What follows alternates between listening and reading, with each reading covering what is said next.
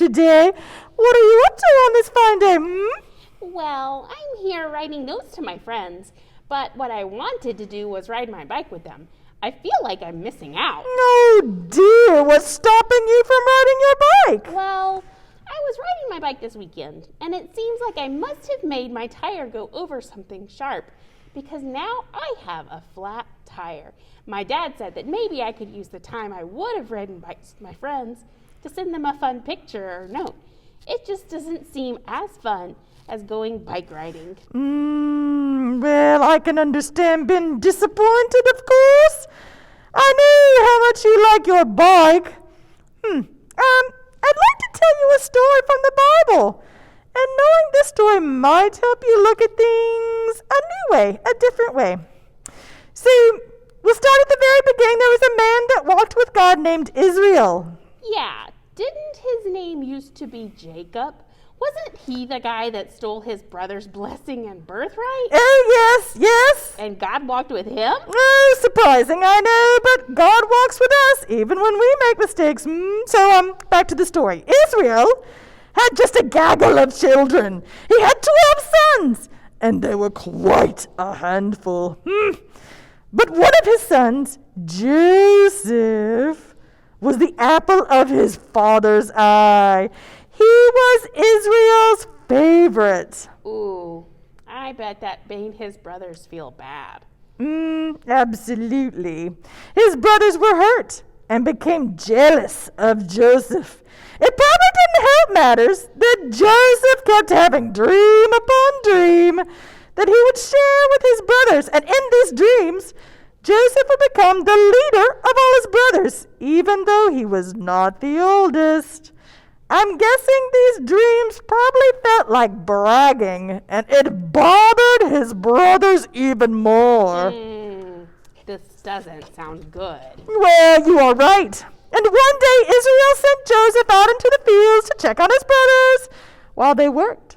And when they saw him, their jealousy made them make a bad choice.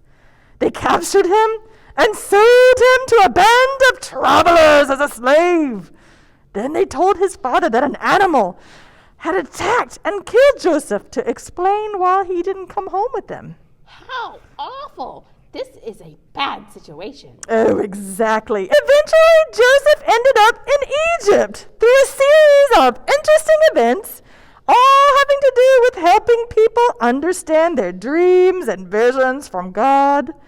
Joseph ends up being the king of Egypt's important advisor.